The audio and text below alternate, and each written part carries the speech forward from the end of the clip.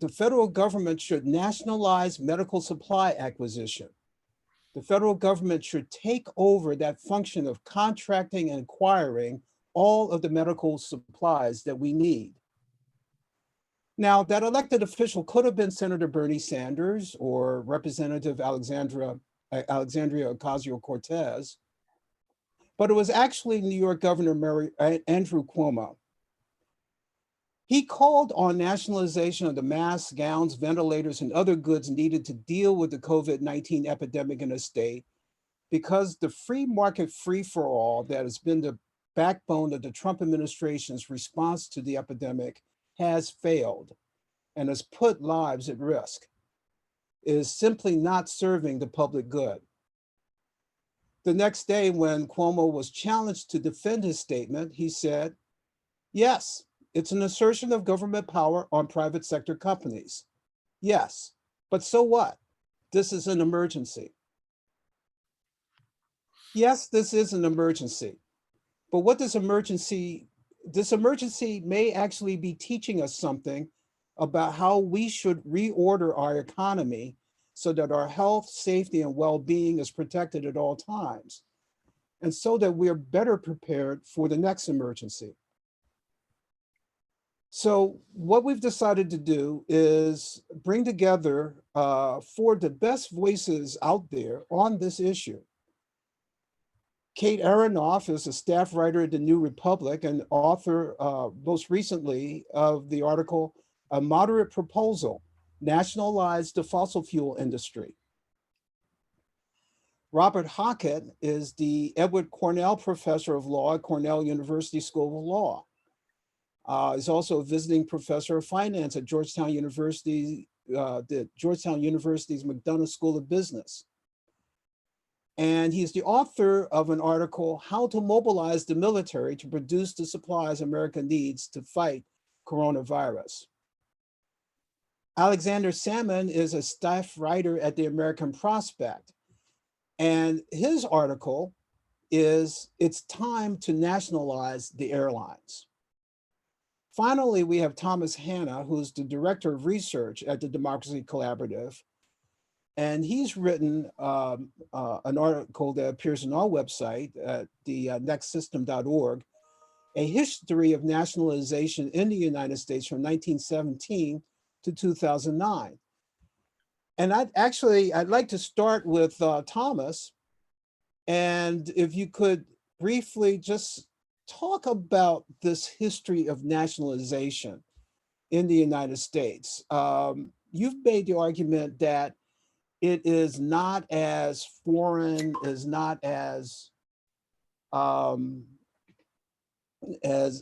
extreme as it is often characterized. Yeah, definitely. Thank you, Isaiah. Welcome, everybody. So yeah, first and foremost, I think we need to point out that nationalization is fairly common in American history. The other day, Trump made a statement on nationalization that, unsurprisingly was full of errors. He said that we're a country not based on nationalizing our business, and then he went on to imply that nationalization will always be a failure. So on the first point, as Isaiah just mentioned, I wrote a report last year detailing the history of nationalization in the US during the 20th century. And by nationalization, I was speaking about when the federal government was taking ownership or control of private enterprises and assets. And we're talking about hundreds, if not thousands of companies, in some cases, entire industries. And I think one of the most interesting things about this history is that from case to case and crisis to crisis, nationalization looks quite different. Different rationales, different methods, different legal authority, different durations, different operational structures, different outcomes, and so on. And to me, I think that really underscores how nationalization is actually a really flexible policy tool.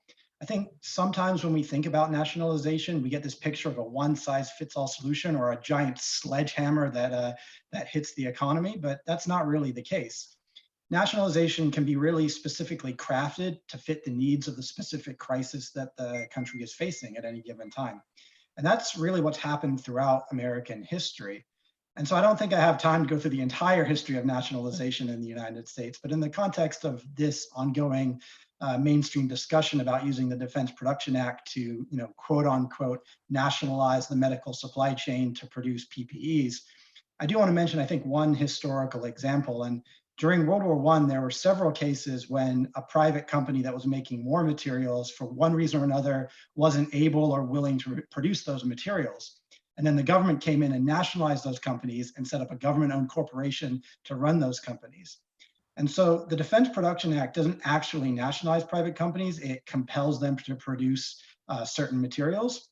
And history actually tells us that there's a good chance that if you compel the private sector to produce something, they're actually going to either resist doing that or they'll be unable to do that.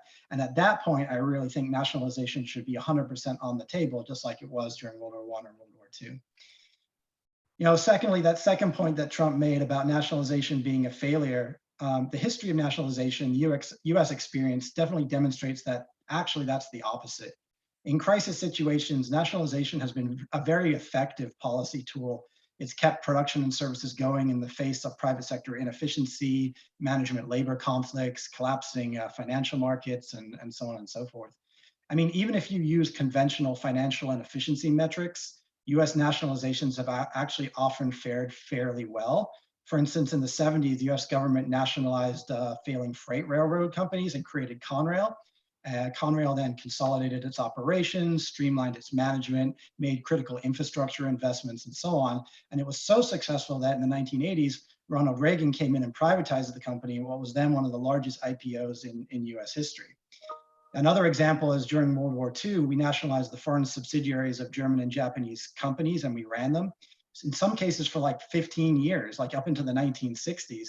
And a lot of academics who studied these, I mentioned this in my book on public ownership a few years back, a lot of academics who studied these nationalizations generally agreed that these companies were really well run and as efficient, if not more efficient than some of their private sector counterparts. So I think I'll leave it off there for now and turn it back over. You're on mute, Isaiah. Yeah, Isaiah, you're muted. I am. The curse of these teleconferences is that you're unmuting. Robert Hockett, wanted to. So, what about you? Proposed this idea about using the military, actually, and Thomas referenced that a little bit. Explain first of all what you mean by that, number one. And number two, my question would be, for a lot of us, having the military run anything is a pretty scary thing. And we've seen the inefficiencies and the wasted spending that happens in the military. So is there something, how do you separate the wheat from the chaff when it comes to that particular issue? Right. So I don't actually want the military to sort of run everything. I want to use certain military resources that we currently have in what I guess you could think of as a sort of a phased approach to what is beginning to emerge as a kind of supply crisis, right? So one of the things that really distinguishes the current crisis from that of 2008 is that in addition to being a demand side and a financial crisis, it's also an emergent supply side crisis, and it's beginning to manifest. Of course, it's first manifesting itself with respect to certain essential medical supplies and medical services, most notably, of course, respiratory ventilators, masks, soon, it seems, hospital beds, hospital space, other kinds of essentials like that. Before long, it could very well afflict other essentials that aren't strictly civil. You probably read yesterday that Purdue Chicken has had COVID emerge on their production lines. There have been reports about Amazon warehouses having people coming down with COVID. There are basically various kind of critical sort of infrastructural portions, you might say, of our economy that are essential to everything else happening. And these are sectors where social distancing is just not possible. It's not compatible with continued functioning. So I thought that what we got to do is we need a sort of a phased mode of address of the emerging supply crisis to sort of complement the demand side measures that happily we're taking now that we didn't take quickly enough in 2008. And so what does that mean in turn? Well, it means a couple of things. First of all, the essential personnel, right? The people who are actually producing or distributing those masks or those ventilators or those hospital beds or whatever have to be able to wear protective gear right now in order to be doing that producing and that distributing. And all right, what do we furnish them with? What protective gear do we give to them? Well, there are thousands and thousands of C40 protective biohazard masks that have been stockpiled by the military ever since the Gulf War, because some people might recall having heard about or read that there was a worry that Saddam Hussein had biological weapons in the Gulf War and not just chemical weapons. So there are masks that seem to be helpful for these purposes. There's protective clothing that the military has for these purposes. And so the idea of, at least in phase one of addressing our looming supply crisis, the idea of having the military distribute that kind of protective equipment immediately to all essential people, and that means starting with health providing people, and then productive people who are producing basic necessities like foodstuffs and the like, and then sort of fundamentally necessary distributive people like postal delivery people, for example, or the UPS drivers, or again, the people who are packing the boxes at the Amazon warehouses and the like. Basically distributing all of this material to them. That's sort of the first part. Second part, phase two, I'm thinking we might end up having to repurpose existing productive facilities, existing factories and the like, and maybe even expanding them in the same way that we did in the Second World War, when under the guidance of the War Production Board. And insofar as it's necessary to do that, well, we actually have the world's largest engineering entity or engineering organization in the, right here in the States too. It's called the U.S. Army Corps of Engineers, and it has 37,000 personnel. Some of them are military personnel on a permanent basis, but others are contractors or sort of private sector folk who the Corps of Engineers regularly contracts with. But the idea here is essentially immediately to mobilize the U.S. Army Corps of Engineers. So I'm not talking about people walking around with guns or helmets or the like, but the actual constructive rather than the destructive bombing type folk to start basically repurposing as necessary and expanding as necessary, and even building and constructing de novo, if necessary, the facilities necessary to produce adequate quantities of these medical essentials and then other non-medical essentials that might end up turning out to be in short supply if we don't peak right away when it comes to sort of a total number of COVID cases. So that's the idea in a nutshell. Oh, sorry, you're muted again, Isaac. Yeah, I want to get back to that. But in the meantime, I want to talk to Kate Aronoff. And you wrote a very provocative article that got a lot of traction on Twitter about the oil industry. And your argument is that now is the time to actually do a federal takeover of the oil industry. Why would we even think of doing that? And why would we think of doing that now of all times? Yeah, thank you so much. And I just want to start off by saying a lot of what I know about this comes from the Democracy Collaborative and from the Next System project. So I am very indebted to Thomas and to Carla and Johanna. So please go and read everything that they've written about this, including Thomas's great report on nationalization, which I interviewed him about for this piece. So why should we nationalize the oil companies right now? I think it deserves looking just at what is happening in oil and gas right now, and particularly in shale drilling, which is most of what we do in the United States. So hydraulic fracturing, this technology which has been around for a long time, but that really picked up right after the last financial crisis. And so what you saw happen about a decade ago was that this technology, which again had existed, but had not been profitable, it's very capital intensive, takes a lot of resources and investment up front, started to take off. So why did it take off? There's a lot of money sort of going around the economy because we had done several rounds of quantitative easing, and interest rates were very low. So all of a sudden there was new capital available to put into this thing, which to that point investors just had not been interested in. And so in the last decade, basically none of these companies have made a profit in shale drilling. So many of these companies have been cash flow negative since they've been around. And starting in the last couple of years, they started to get cut off from their access to Wall Street banks, to Wall Street financing, because they just saw that they had never really made money. These companies had been sort of unsuccessful on their own terms for sort of reasons about the U.S. Fossil fuel industry, which we can get into. But now, what had been shaping up to be a crisis in its own right is now sort of an apocalyptic scenario for many of these companies. That's due to a couple of things. So one, the demand shock of the coronavirus causing shutdowns, really decreasing demand for fossil fuels all over the world. Another is a price war between Russia and OPEC. And so some of these things have to do with, factors beyond the control of the sector. And another thing that's sort of informing all this is that these companies just keep drilling. That's all they've done for the last decade. And the problem right now for them on their own terms is that there's too much supply. There's just too much oil in the market. And yet what they keep doing, because this is how these companies were valued for a long time, is to just keep drilling to the point that it's really against their own sort of rational economic self-interest. And yet, they just keep going.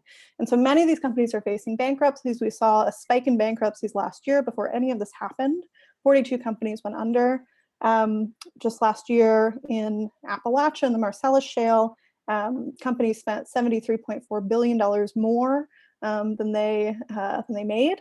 And so there were already sort of lingering problems, and this most recent crisis has really just cratered, I think, the business model of a lot of these companies. And so tens of thousands of people are being laid off. That number, I think, as we'll see in the weeks and months to come, could skyrocket. And so I think we talk a lot about, a just transition is something which is sort of far off in the future, but for many workers right now, that is a pressing concern. People, are facing a sort of loss of their livelihoods. And as we know from the bankruptcies of coal companies in the last couple of years, the CEOs of those companies are not going to be so willing to sort of make these workers whole. And we could see, not just sort of individual workers and companies devastated their employees, but whole communities and even tax bases, which depend in large part on the sort of revenues from workers who, have been making fairly high wages for a long time. And so some of these companies have gone asking for help from the Trump administration, which initially they seemed sort of happy to provide. It's a little unclear whether that will happen, and asking really for a bailout. And so what that would entail is just giving money again, as we saw in the last financial crisis, to the heads of these companies who have no real fealty to the workers. And so nationalization, which I think in this case is a fairly modest proposal, it would involve, taking ideally a sort of 51% share of these companies and winding them down in a way that is respectful to the folks who work there, kind of makes people whole, and also kind of meets the climate goals that we know we need to meet. So you have a sector that's failing its own right, that we know, it needs to be sort of wound down on a reasonable timeline. And so we can do that in a way which screws people over and which allows CEOs to take their golden parachutes out, as they have in the coal industry, or we can do it in a way that really protects communities and creates the pathway to a low carbon future and widespread prosperity. And the last thing I'll say is that, as Thomas mentioned, I think we talk about nationalization as a sort of unprecedented thing. When it comes to the fossil fuel industry in particular, there's so much state support that already props up this industry.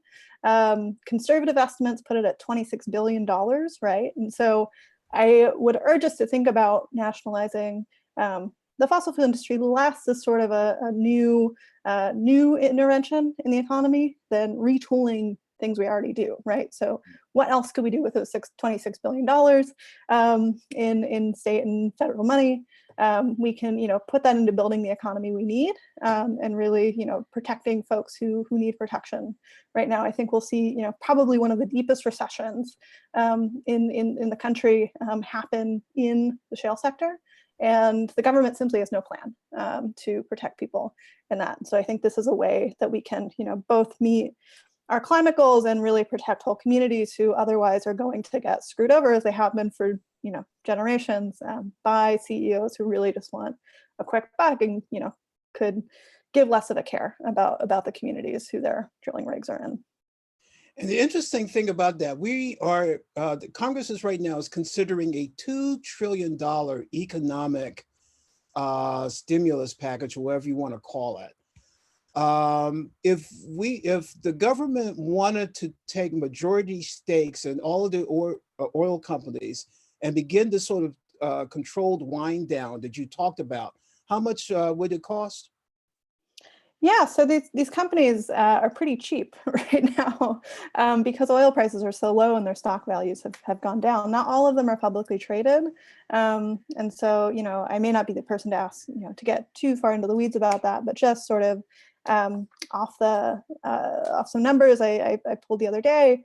Occidental Petroleum, which has been a major sort of force in the fracking sector, their market capitalization right now is $9.6 billion, which is a lot of money for any of us, of course. But if you're the federal government, that is relative chunk change, especially in the context of a $2 trillion stimulus.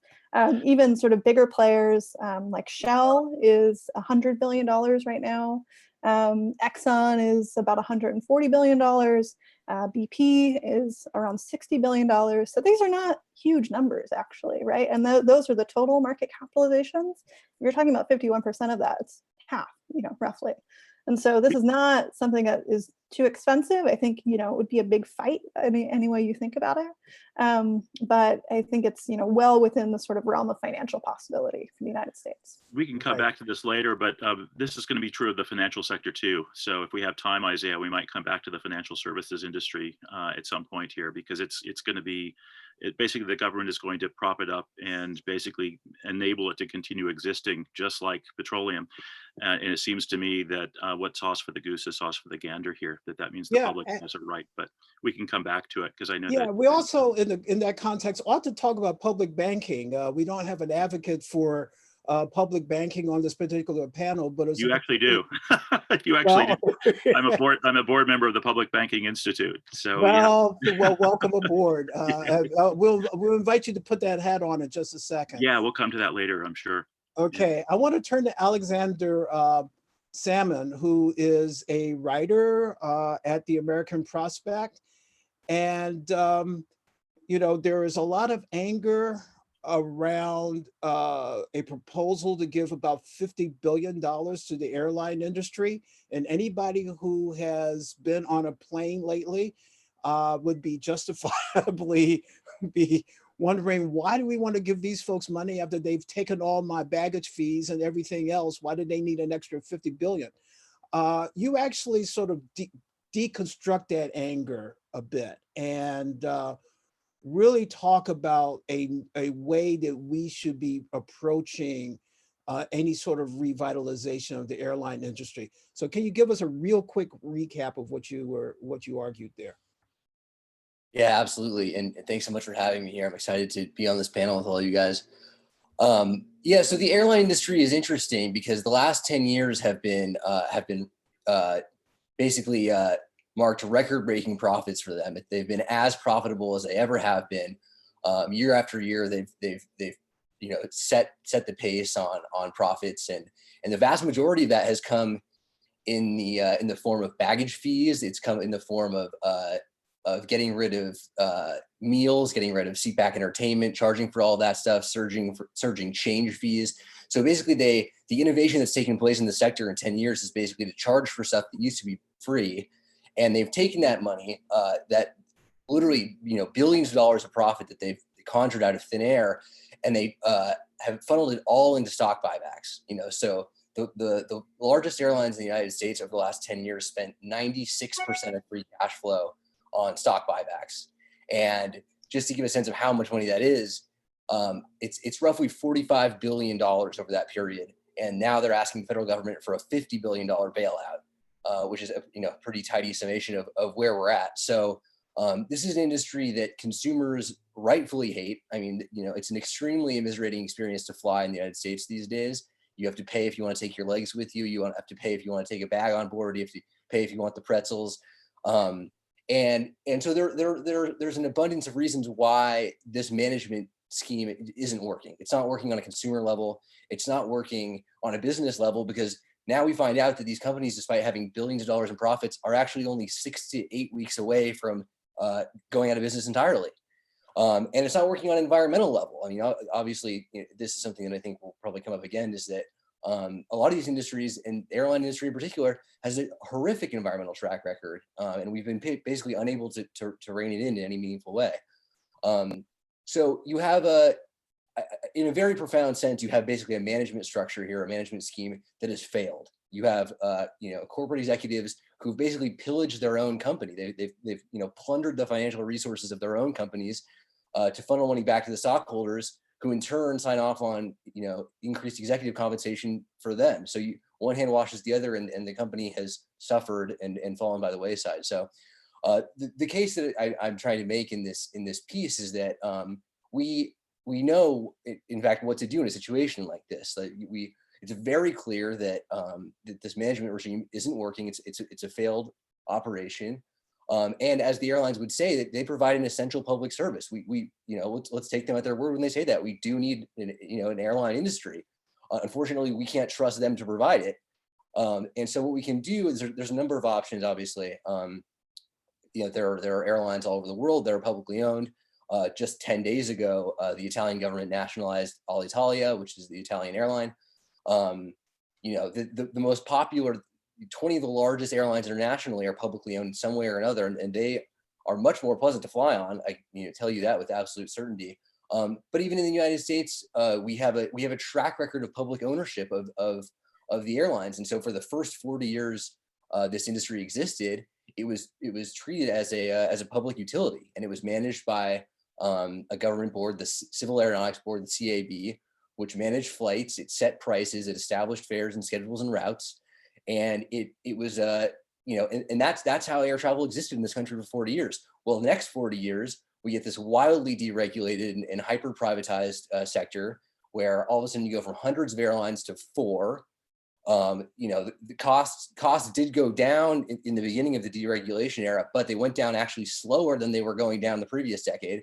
So you have this kind of categorical failure, even on its own terms, within this industry. And given that they now have come calling at the public purse and are in such dire financial straits, it seems like a very wise time to say, well, what do we know actually works? Like, how can we trust that this essential industry will be there for people when they need it? And the answer is, well, we already know. The tools are available to us, and they've been available in the United States for decades. They've been available everywhere else in the world. And so I think that the course of action here is obviously to say that privatization is not a one-way street. It's not, this deregulation regime doesn't only head in one direction. And we can say, look, this was a mistake. Clearly, I mean, it's a debacle, and we can go back and act in a different way. And so I think the reason that the airline industry is interesting, it's also true of fossil fuel industry, but we like to think of this period of deregulation, the neoliberal era, in some ways being marked as the 40 years starting from 1980 to current day. The airline industry was deregulated in 1978. So in a lot of ways, it's a bellwether for a lot of other industries, and kind of set the tone for this era that we are now firmly ensconced in, and are now get to pick up the pieces at incredible public expense. So I won't go on any further, but that's kind of the argument in total. Let me add that, we actually have an example of a nationwide nationalized public transportation or network, which is Amtrak. And right. That for many people works very well, and with more investment would work even better. Mm-hmm. So one of the arguments that I might make as a transportation nerd is that in the process of nationalizing the airlines, we actually invest more in Amtrak, create a high-speed rail network, which would be more carbon efficient than flying airplanes, and then use airplanes in their proper role for long-haul travel, and medium distance travel should be done on rail. Mm-hmm. Just a thought. Yeah. And Kansas City, by the way, just became the first sort of sizable city in the country to entirely basically render free of charge public transportation, right? So bus travel all over Kansas City is now free of charge. So you can imagine local initiatives like this taking place too, particularly if the feds were willing to help subsidize it. We're actually having an experiment here in DC because there have been some conversations about free public transportation here in DC. And right now, buses are free because they don't want passenger contact with the drivers. Yeah. See how that goes. I want to we're beginning to get some questions. And one of the questions, by the way, if you all want to use the Q&A function or the chat function to pose questions, feel free. But one question that immediately comes to mind that was raised in the chat is this idea of, all of this would sound very good in an administration that we would like. But what happens when there's an administration that we don't like? Tell me about the politics of this. Does it depend on who's in the White House, for example? I'll just throw in something really quickly. I think it can, right? I don't think anybody has all the trust in the world for the current administration, and I don't think anybody believes that there wouldn't be any advantage taken of new powers, for example, that might be conferred on the present administration. That being said, you could imagine ways to kind of maybe appeal to certain impulses that this character seems to have or be subject to in getting him to do something. I thought, for example, what if we promise that every new thing that we build will have his name on it? Instead of Hoover Dam, we could have, the Trump light rail network or the Trump this or that. We could always then, take those names off later in the manner of Confederate monuments. But for the time being, if it takes a bit of flattery and a bit of appeal to the guy's vanity to get him to sort of do the right thing, I suppose, maybe we could do that. But that would still not address the problem of basic competence. I think that, more than, even worse in some ways than his being basically a walking id, is the fact that I just don't think he's really compos mentis, or I don't think the kind of administration that he's put around him is compos mentis. It's not a coherently acting collective agent. And we have to figure out, I think, some way of putting in place a kind of a collective agent that's able to act on behalf of the nation as a whole in the absence of a presidential administration that obviously doesn't have that capacity. That's well. Let me throw this to Thomas, because Thomas, you and I have had these conversations before about the image that government has, the bad rap that government has gotten, partly because there's been a right-wing info war against government, but there have been some legitimate criticisms of top-down bureaucracies. And what you've argued is that we don't have to go back to old school top-down bureaucracies when we talk about public ownership or nationalization. Yeah, I think I mentioned earlier that in my view, nationalization or public ownership more generally is a flexible tool. It's not a one size fits all tool.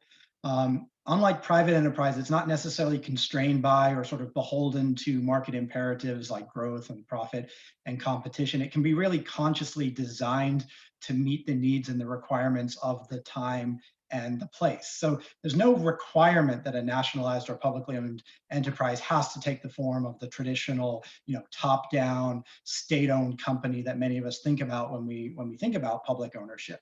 One of my favorite quotes is by a guy named Ken Coates, who's a British socialist, and he was a founder of the Institute for Worker Control. And he said, there's no reason why the sort of crudely centralized state ownership model must be the predominant form of common ownership in the sort of new economy or the future economy. And so, I don't want to go on too much, but there's a lot of increasing interest around this concept of sort of democratic public ownership. So in other words, different approaches to public ownership that might be more decentralized, might be more participatory, more equitable, more sustainable, and so on and so forth. And I've written a lot about that, so I sort of urge people to check out some of that material. But I guess the one other thing I would sort of point out is that we've had sort of unsavory characters in the past nationalized companies. Amtrak was essentially nationalized during the Nixon administration, and he was a pretty unsavory character. And I think that whoever's in charge, I do appreciate and completely understand the wariness of sort of nationalizing enterprise during an administration that we're not too fond of. But we do still have a political system that is a little bit more decentralized. There's other actors at play. So I think that a lot of it's about pressure and about demand and about constructing and being clear and articulate about what we want to see in the nationalization or what we want to see in public ownership, and sort of bringing the pressure to bear on that if any of this stuff was ever to actually start to be discussed or debated. I know that in this conversation around the Defense Production Act and around trying to get more PPEs, there's a very live conversation amongst the movement that's being developed around putting sort of patient advocates and putting professional medical personnel sort of in the management and in the decision-making process around how that would work.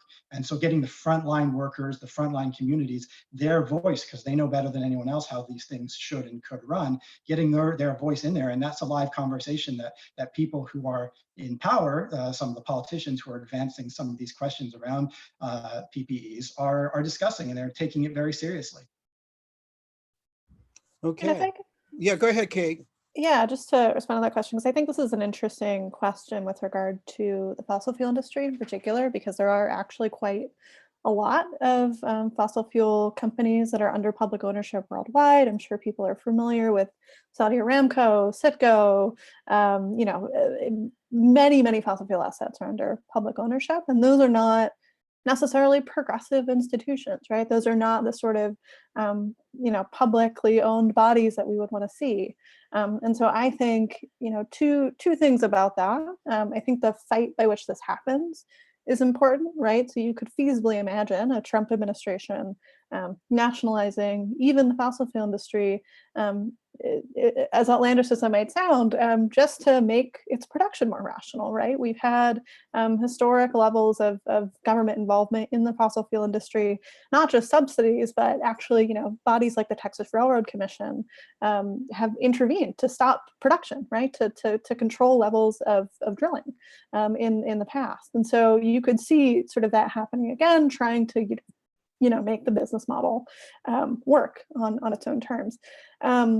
But I think the difference between that and a nationalization, which happens as part of a Green New Deal, for instance, is very wide, right? And so I think it's one thing to say we're going to bring this company under public ownership, and that's it, right?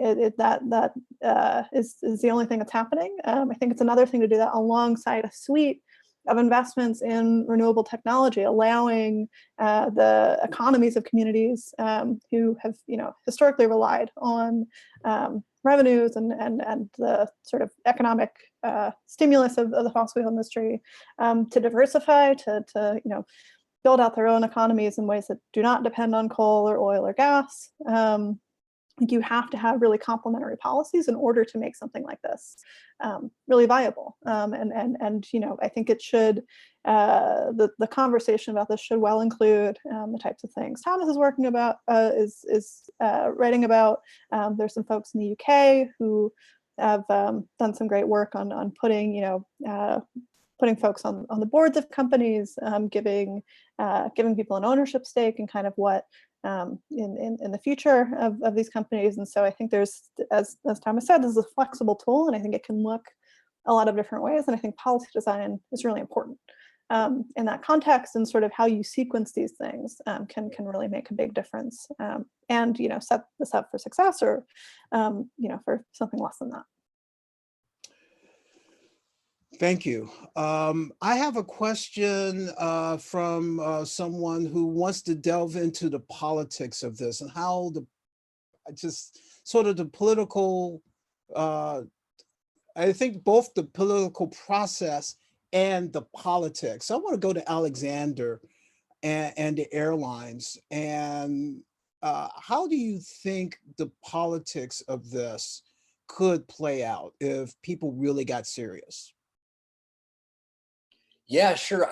To me, it's interesting because whenever this conversation takes place, there's a lot of concern about, well, how are the shareholders going to be treated in the situation? How is this going to play with shareholders? How is this going to play with people who have a vested economic interest in this not happening? And you know, it's obviously the politics of that seem very thorny and treacherous to people, and seems like kind of a non-starter sometimes. What I would say to that from the outset is that you know, these companies, if left to their own devices, by their own estimation, are going out of business. I mean, you know, that's the option. If we do nothing here, they're not going to exist. So the kind of this generosity that people bring to this conversation always surprises me, because if we stood idly by, you know, these companies are going to zero. And so I think that you know, the question of the politics of it is very interesting. And obviously, we've all been conditioned to think a certain way about these things. But in terms of, you know, think about, you know, just shareholders of American Airlines, say, and I'm sure, you know, American Airlines is probably more or less a blue chip stock. I'm sure there are a lot of pension funds that own American Airlines. I'm sure there are a lot of retirees who hold American Airlines. And, you know, no one wants to hose those people. But the truth of the matter is that those shareholders, they actively bought into this system. They bought into this management scheme that is obviously self-sabotaging, obviously suicidal, and they could have sold out of it at any time. So, and they chose not to because it was personally enriching. So I think that, you know, there's a way in which we can kind of reimagine even the parameters of this, to say that, you know, that there are political concerns, there are people who are going to object to this. But, you know, in the case of the airlines, I think there's a very compelling pro-consumer case to be made here. I mean, the number of people who fly on airlines is going to outweigh the number of people who hold stock in American Airlines. And so, you know, there's even in this kind of language of the market, you know, you can make a compelling case that you know, this is a pro-consumer thing, this is a pro-environmental thing, this is an economic necessity. And unfortunately, what's the alternative? Well, we've all been, you know, conditioned to say, well, the alternative is to just give them a blank check and continue on as they were. But I'm not sure that, you know, to me, that seems crazy. And so, you know, I think it's what you're wise to point out, that there are some political concerns here, and obviously, you know, Wall Street has an outsized say in the kind of the discourse here, and the way these things get hashed out. And I certainly wouldn't want to minimize those things. But I think if we really think about the spate of options here, we would see that the politics of doing this are actually, I think, probably a little less alarming than they might seem on their face. If we're, you know, I guess the message, like, okay, we're taking this over, you know, nationalization by force, seems a little more terrifying to people than to like really kind of look at what are the array of options here? What are the possible futures for this industry, and what kind of you know, what do we want these essential public services to look like if they're going to continue to exist? So I think that's a component. I'm sure that doesn't get to the whole, you know, that's just one bite at that apple, and I'm sure there are other people who can probably weigh in here as well. But I think that's something that I would kind of throw out there as a component of this. What we've sort of seen historically with nationalizations is that often there's a concern that the industries and their owners will rebel, and they'll oppose it, and they'll fight it out in the courts, and so on and so forth. And in some cases that is true. You know, the Truman Steel Mill attempted nationalization is one in which industry very much opposed it, and took the government all the way to the Supreme Court, and the government lost. However, in many other times in US history, the nationalization has been structured in a way that the companies actually like it, and they want it, and they willingly sell out to the government or transfer control. And often that's when compensation or other sort of financial benefits for the company's owners are generous. And so there's a question that we would have to consider here. You know, there's an expediency versus cost question. Sometimes you know, if you want to take these industries over quickly, you know, oil and gas, for instance, with the climate crisis, if you want to take them quickly, maybe you have to be a little bit more generous. And I know it's a bitter pill to swallow. You don't want to make the fossil fuel investors whole. I know that's not something that's very popular, but, you know, maybe the time horizons mandate that, and maybe you have to do that. And, you know, for pension funds specifically, you know, there's no reason why we can't design a nationalization so that pension fund investors can roll their investments over into something else. You know, maybe a tax-free vehicle vehicle by which they can then invest in renewable energy stocks or portfolios or so on and so forth. There's a sort of a wide open range of possibilities of how you could structure that. I think lastly, really quickly, one person brought up something in the chat that was quite important. It's this question of, what's existing federal authority or executive authority that could be utilized versus whether or not you need an act of Congress. And that is actually the point that's at the crux of the Truman steel mill takeover case. And the Supreme Court ruled that the executive did not have unlimited authority to start nationalizing or seizing private property. They had to work with Congress and so on. And most nationalizations in American history have had congressional authorization under like war powers authorization or some specific authorization from Congress that allows you to nationalize. And then once that exists, executive actions can happen within that context. So I think there is a live question about the Federal Reserve's authority under its mandate, and there's been some additional restrictions under Dodd-Frank that instead of directly targeting specific companies, you may have to target entire industries. Somebody else may be able to talk about that. But generally speaking, I think for nationalizations to go, you need to have some sort of underlying congressional legislation. Could I there are two other options here that are worth putting on the table, I think, just because if the politics were, say, too difficult when it comes to outright commandeering or taking of things that already exist, two other options are the following. One is the creation of new firms de novo, right? So seven of the most important government-owned corporations during the Second World War were simply created de novo, right? There was the National Rubber Corporation, the National Steel Corporation, the National this and that corporation. And they were created partly in order to provide a market to start stockpiling the sorts of materials that President Roosevelt needed those industries to start producing in much larger quantities in order to mobilize for the war effort. So you can always, the kind of contemporary counterpart to that, I suppose, would be public options of various kinds, right? And then secondly, you can imagine sort of partial nationalizations or temporary nationalizations. So, there were, of course, some nationalizations during the Second World War when certain corporations wouldn't play ball when it came to meeting or trying to meet steel quotas or rubber quotas or other sorts of things that necessitated temporary takeovers. That's, of course, sort of what happened with Truman as well in the Youngstown Steel case, right? That they weren't playing ball and there was labor unrest and they were unwilling, apparently, to compromise and the like. And I don't think that Youngstown was meant to be a permanent takeover. It was meant to be a temporary one. And it seems to me that in cases where we worry that the politics would somehow foreclose permanent takeovers, we could do more partial ones. The Fed is another interesting case in point.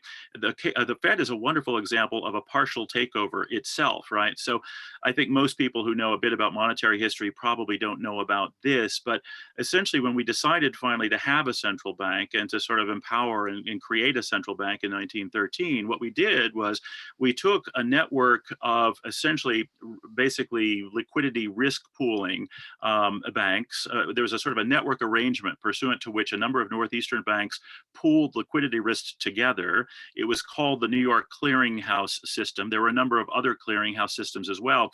And we simply took over that clearinghouse system and nationalized it. We called it the Federal Reserve System. But the reserve system basically just is, again, a liquidity risk pooling system.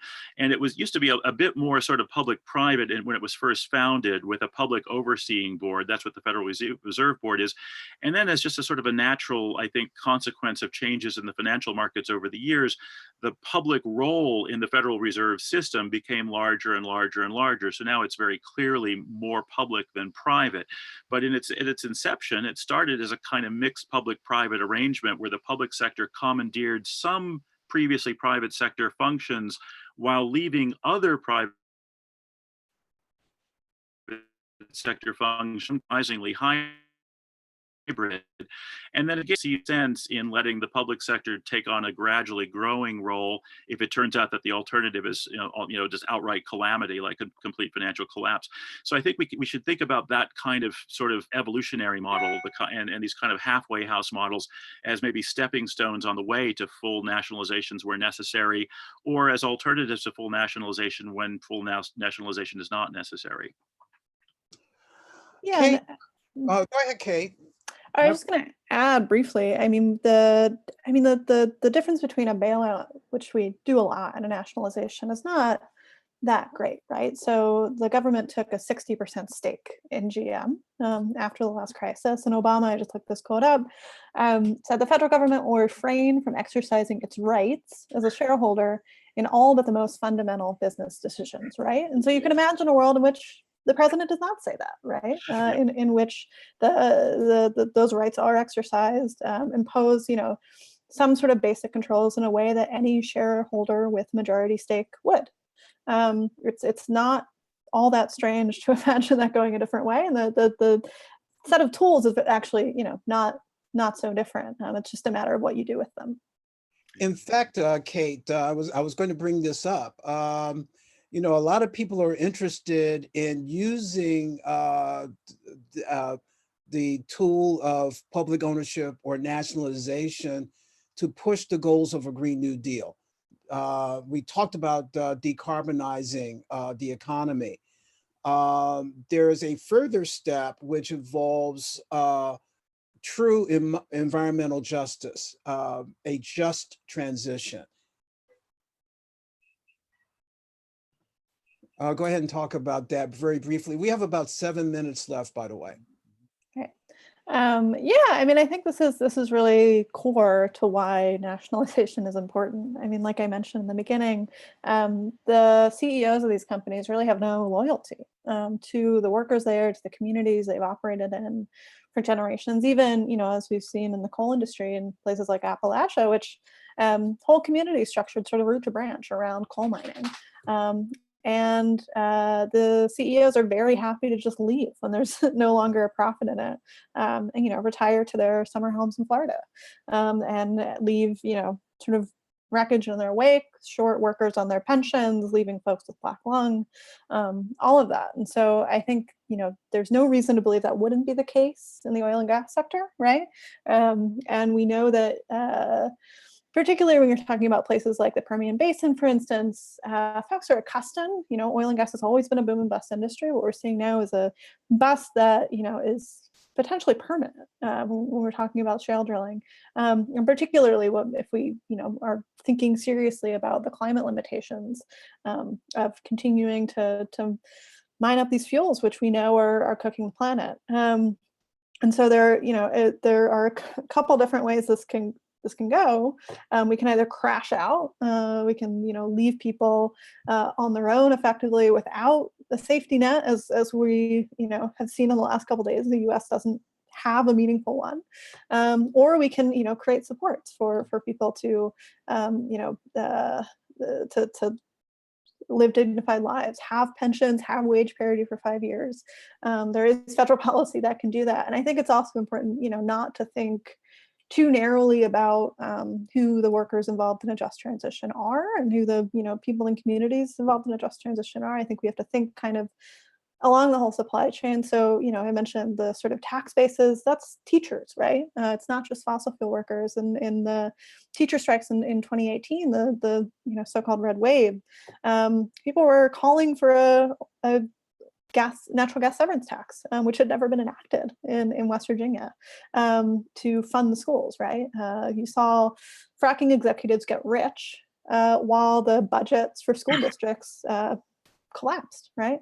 And so I think that, is a just plainly unequal state of affairs. And I think, full well, we should be thinking about teachers and also folks who, have been forced to live with fossil fuel infrastructure in their backyard. Why not have a just transition include clean water? Have it include, the right to clean up these sites, clean up refineries, sort of, make sure folks aren't living with pollution in their backyard anymore, right? And there's many people implicated in our fossil fuel economy, and I think a just transition has to sort of encapsulate all of that. Right. So we only have about 3 minutes left. Final point. Okay. Yeah, just one quick thing. I mean, it's worth noting, I think, in connection both with the Green New Deal and with any mobilization, including the COVID mobilization, is that because many sectors of the economy are implicated, you need at the very least some sort of coordinating authority to make sure that all of the different sectors are acting in a way that's kind of coherent, right? Mutually coherent. That's what the War Production Board during the Second World War did. It's what the War Industries Board during the First World War did. Both of those had financial partners. There was, of course, the War Finance Corporation and then the Reconstruction Finance Corporation during the Second World War. I think we're going to need some sort of counterpart structure. I don't think that, to handle that mobilization, that is the COVID response, I don't think a White House task force is going to be enough. Well, let me ask each of you in the couple minutes that we have left to just take 30 seconds to address a question that's been dropped into the Q&A section. And that is, how do we build on this moment? How do we build something viable right now that can actually happen? Can I start with Alexander, and then let's go to Kate and Robert, and then close with Thomas. Yeah, sure. So because the composition of this bailout is pretty much, more or less determined at this point for the airline industry, the opportunity has narrowed considerably, unfortunately. And in terms of what can we get out of, what can we get to move the ball on a $60 billion bailout or $50 billion bailout, depending on what's in there. I read earlier in a Bloomberg piece that there is a possibility that if Steve Mnuchin so decides, he could seek equity from the airlines in exchange for some of those loans and grants that they're expected to receive. So I don't know how you go about putting pressure on Steve Mnuchin to do that, but that would be kind of one minor and accessible way in which we could see progress be made on this front. I mean, there are people who know how to mobilize build something, a public pressure campaign that will affect Mnuchin in that case. Yeah. And so I think that's, that there is an avenue. The other avenue I think would be through organized labor. And part of the reason that the airline bailout, as I understand to this point, I haven't read the entirety of it, isn't as horrific as it could be, is because organized labor did play a role in setting the terms there. And so I think that, again, if you're, if you are part of organized labor or you have access there, the hope is that they will either get a seat on the board or have influence on the kind of the corporate composition of these companies going forward. That doesn't seem that improbable either, but it's very important. Having strong labor is basically essential to enacting some of these things at this point. And also, public pressure campaigns also work, but I think those are our two best options at this point with the airlines. Kate, 30 seconds. Yeah, I mean, I think my answer would be somewhat similar, which is that we need strong movements to demand that this happen, and particularly the involvement of labor unions who are close to the action, right? The involvement of the AFA and folks like Sarah Nelson and pushing, for this to be different. I think, they've made their voice very clear. I think it's a very complicated question when it comes to the unions that are involved in the fossil fuel sector, which have historically been a bit more conservative. But I think it's hard to imagine anything like this moving forward without some sort of buy-in, right? And I think that has to be, in part a conversation that happens within organized labor, and in part, to have this climate movement that we've seen explode in the last several years start articulating real policy that really lays out a very tangible path by which this could happen, because workers know that the just transition has never really happened in the United States. We have not really done that well, and so I think the more tangible that can look, and the more sure we can put meat on the bones of this policy, the more that will have legs and hopefully kind of work its way up the chain from movements and folks advocating for this to sympathetic members of Congress to hopefully federal policy eventually. Right. Robert, you've got a few seconds. Yeah, I'll keep it 30 seconds.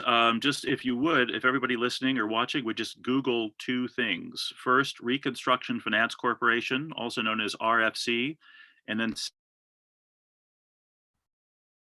second, now my colleague Saleh Morova and I have been pushing would be a latter day RFC.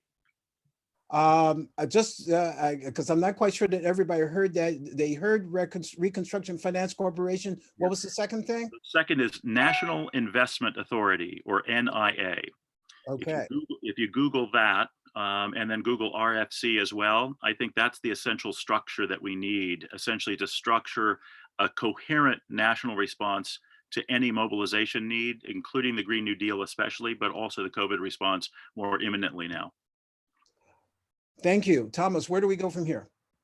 Yeah, I mean, I don't think this will be the last bailout of this crisis, to be perfectly honest. So although the ship may have sailed a little bit on some things, I think that we still have time to organize. I believe that the buyouts, not bailouts frame is a really good one to start organizing around.